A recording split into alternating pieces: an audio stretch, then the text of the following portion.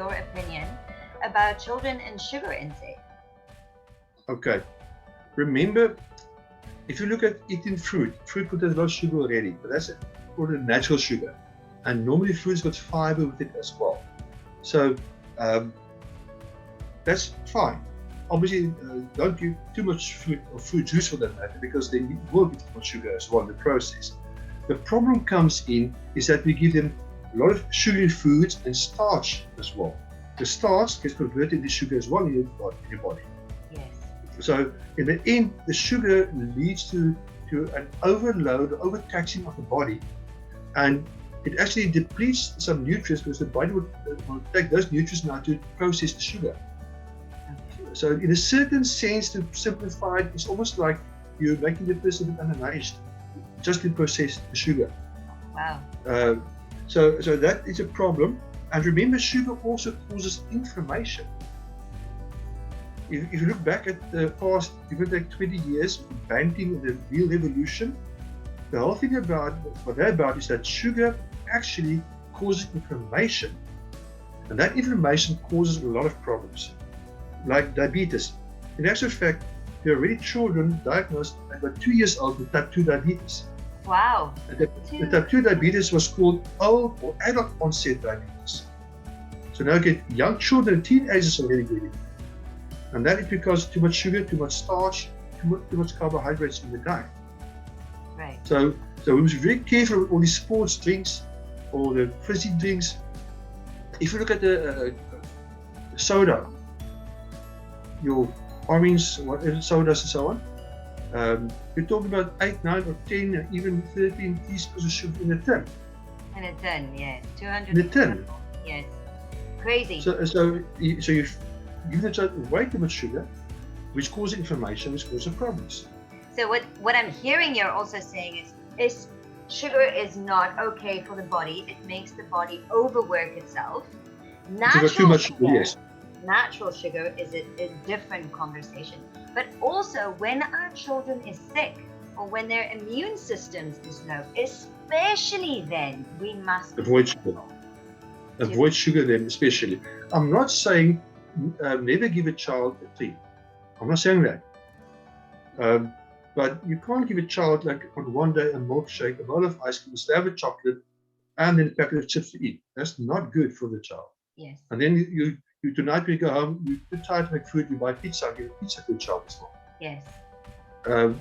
You way too many carbohydrates. In actual fact, I was at a conference a couple of years back, and then they spoke about a period of about 20 years. Over this 20 years span, which they mentioned, diabetes increased by over 600%, and obesity as well. Wow. And South Africa, diabetes, I checked last year, diabetes was the number 2 disease killing people in South Africa. Wow. So we must control the sugar, the starch intake. And then be careful also, sugar go under many names. You might even find some products say sugar-free, but when you read the label, it says caramel. Well, what is caramel? Yes. There are many names for sugar, so be careful. You're supposed to be reading labels before. Some names: barley malt, Barbados sugar, beet sugar, brown sugar, butter syrup, cane juice, cane sugar, caramel, corn syrup, hydrogenated corn syrup solids, confectioned sugar, carob sugar, caster sugar, date sugar, and so forth. I can go on. There's about 30 or 40 different names for sugar nowadays, but it's still sugar. It's still sugar.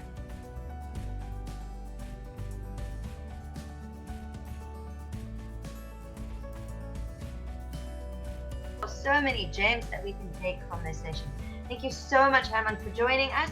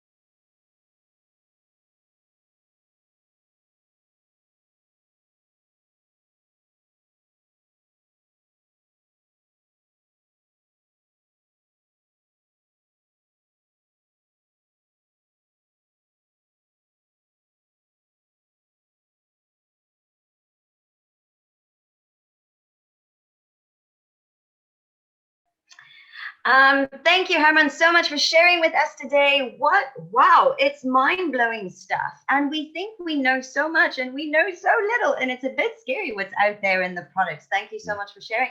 We look forward to hearing from you again very soon.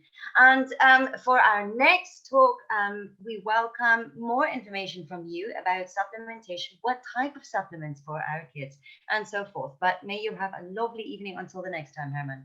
Thank you very much. Thank you for having me on. Thank you.